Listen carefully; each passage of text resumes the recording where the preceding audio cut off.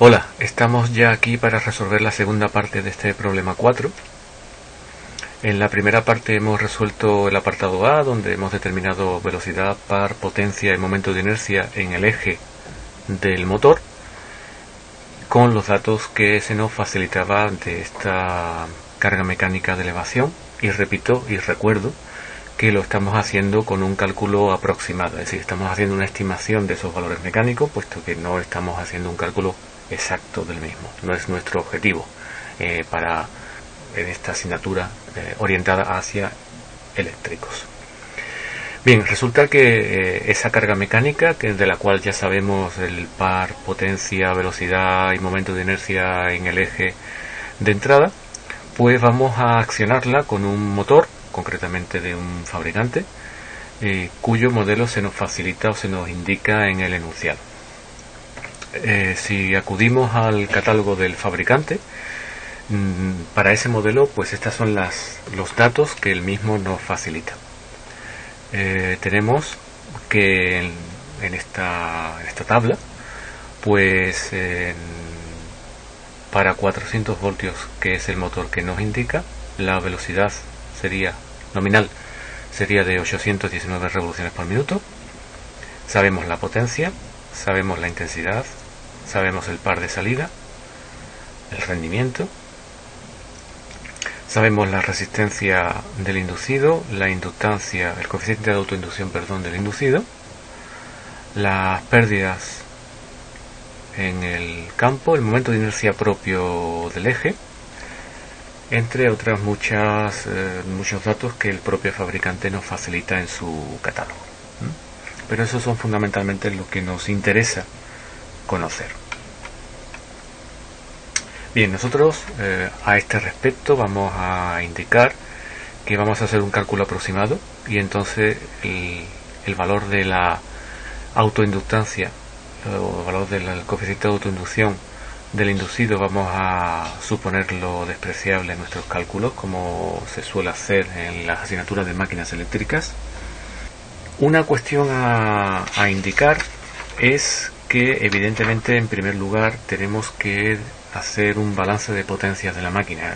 El fabricante nos da sus datos para un modo de funcionamiento nominal. Nosotros vamos a llevar esta máquina a un funcionamiento no nominal. Y bueno, pues necesitamos conocer en este caso concreto si la máquina tiene algún tipo de pérdida adicional, pérdida mecánica, que es lo que vamos a hacer en primer lugar antes de proceder a calcular la parte eléctrica del problema. Concretamente nos piden la tensión de inducido de campo y la corriente de inducido cuando el motor arrastre esta carga. En el apartado C y en el apartado B el factor de inercia. Bien, bueno, vamos a resolver inicialmente el apartado B, puesto que es bastante rápido. El factor de inercia se define como el cociente entre el momento de inercia propio del motor, al que se le suma el momento de inercia de la carga mecánica que le estamos acoplando al eje, dividido del momento de inercia propio del motor. Bien, del dato del fabricante que hemos visto en la página anterior, hemos visto que el momento de inercia propio del eje es de 0,5 kilogramos metro cuadrado. El momento de inercia que calculamos de toda la carga acoplada a este motor era de 1,714 kilogramos metro cuadrado. Y el dividido otra vez de 0,5, pues nos sale un factor de inercia de 4,43. Este es un dato que es el que define la relación existente entre los momentos de inercia del propio motor y de la carga mecánica, y que en función de la aplicación pues tendremos que saber consultar al fabricante si ese motor es capaz de trabajar con este factor de inercia, ¿no? Esto sería el fabricante el que nos tendría que dar la respuesta. Para el apartado C, repito, se nos pedía tensiones de inducido y campo de la máquina, así como intensidad. según recordamos del enunciado: tensión inducida de campo y corriente inducida cuando la máquina arrastre a esta carga mecánica. Vamos a considerar un circuito equivalente de la máquina, inicialmente constituido pues por este modelo de inducido. Aquí tendremos el eje de la máquina,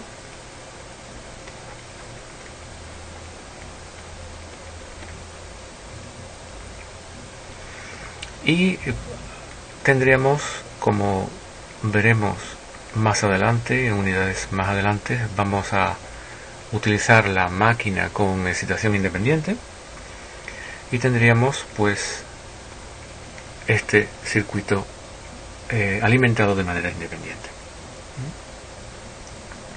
Pues bien, vamos a inicialmente suponer la máquina funcionando en régimen nominal y vamos a determinar si existe o no pérdidas mecánicas, y si en el caso de que exista, a cuánto asciende el valor de las pérdidas mecánicas. Bien, en la malla del inducido evidentemente se cumple que la tensión de inducido en régimen nominal y permanente es igual a esta expresión. Recuerdo que vamos a suponer despreciable el efecto de la inductancia en esta malla, y por lo tanto nos queda esta expresión en régimen permanente. Para los datos que nos facilita el fabricante, tenemos que 400 voltios es la tensión de inducido, el valor de la resistencia, como hemos comentado antes, era de 0,705 ohmios, el de la intensidad de inducido 89 amperios. Esto conduce a que el valor de la fuerza electromotriz inducida en régimen nominal sea de 337,26 voltios. Sabemos de la teoría de máquinas que la fuerza electromotriz inducida es o responde a esta ecuación, donde phi es el flujo que crea el circuito de campo, y como vamos a alimentarlo de manera independiente y constante, el flujo que crea el circuito de campo va a ser constante. Por lo tanto, estos dos términos lo podemos agrupar en una sola constante de máquina. Y podemos despejarlo. Vamos a despejar esa constante de máquina. Sería el valor de la FEM entre el valor de la velocidad nominal. Según datos de fabricante, la velocidad nominal son 819 revoluciones por minuto. En esta expresión hay que indicar la velocidad en radian por segundo. Por lo tanto, tenemos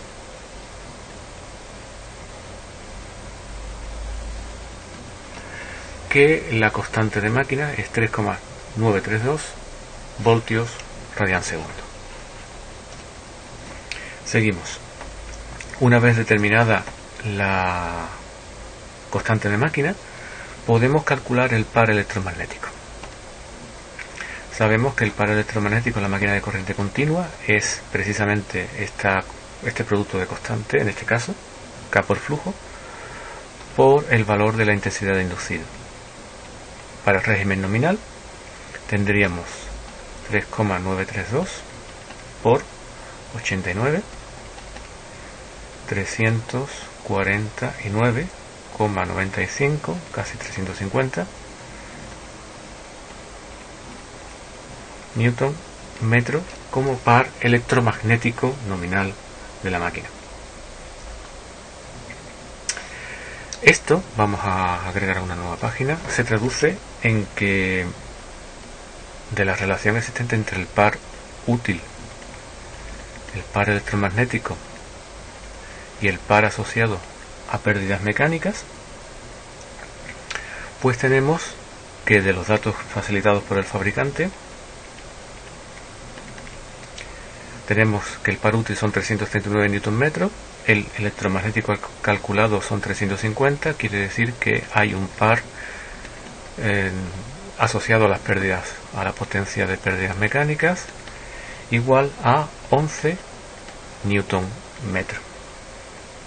Por lo tanto, el valor de las pérdidas mecánicas sería el producto de este par por la velocidad del eje de giro mecánico, sería 11 por 85,77 radian segundo, que es la velocidad de giro de la máquina, es decir, esta velocidad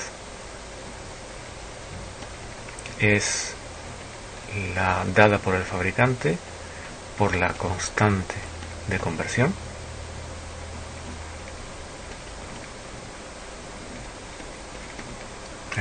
De ahí sale, y esto resulta pues una potencia de 943,5 vatios, pérdida mecánica. No nos dicen cómo va a variar esta pérdida mecánica, no nos dicen cuando vaya a velocidades distintas cómo van a variar. Nosotros en nuestro cálculo vamos a hacer una aproximación. Las pérdidas mecánicas, cuando se consideran, pues se consideran con suponiendo o bien que las pérdidas mecánicas son constantes o que estas varían con la velocidad. Para no complicar mucho el problema, perdón, vamos a suponer que estas pérdidas mecánicas pues no son función de la velocidad de giro, es decir, que van a permanecer constantes cuando varíe la velocidad de giro de la máquina. Es nuestra aproximación. Bien, pues para el caso de ya pasamos, dejamos el régimen nominal y pasamos al régimen de montacarga o de elevación que estamos considerando. En nuestro caso, la velocidad de giro del tenía que ser, si no se recuerda, consúltese la primera parte del problema. La velocidad a la que tenía que ir el motor, en nuestro caso concreto del montacarga, era de 50 radian por segundo. Por lo tanto, esto se traduce de que el par mecánico, para el caso que nos ocupa, vamos a decir para el caso C, pues sería la potencia mecánica constante que hemos dicho, dividido de la velocidad angular. Resulta 18,87 newton metro. Este es el par que se desarrolla, que es desarrollado por las pérdidas mecánicas. Como el par de la carga en el eje del motor tenía que ser 181,7 newton metro, ese tendrá que ser el par útil de nuestro motor. Esto se traduce en que el par electromagnético pues será igual al par útil que tenga que desarrollar más el par asociado a las pérdidas mecánicas.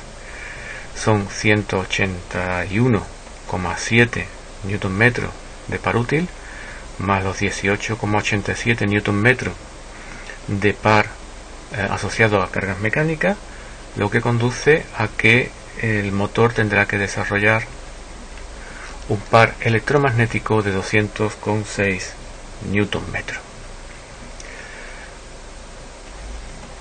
Como el par electromagnético es K por flujo por la intensidad de inducido, para el caso C, de esta expresión podemos ya determinar el valor de la intensidad de inducido para el caso C que nos ocupa, que será precisamente ese valor de par dividido en nuestro caso el producto de la constante K flujo,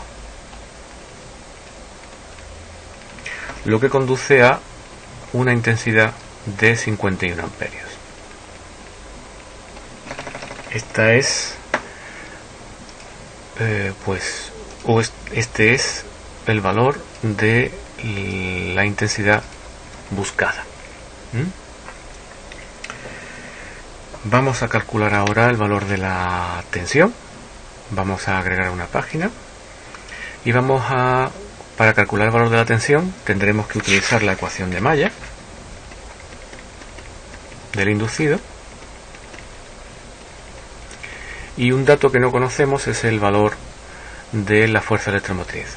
Evidentemente esta ecuación de malla toda referida para datos en el caso C. La fuerza electromotriz del caso C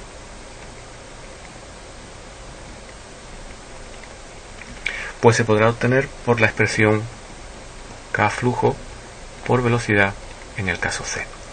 Tenemos que la constante K flujo es 3,932 y la velocidad angular tenía que ser de 50 radianes segundo, por lo tanto la fuerza electromotriz tiene que ser de 196,6 voltios, con lo que la ecuación de malla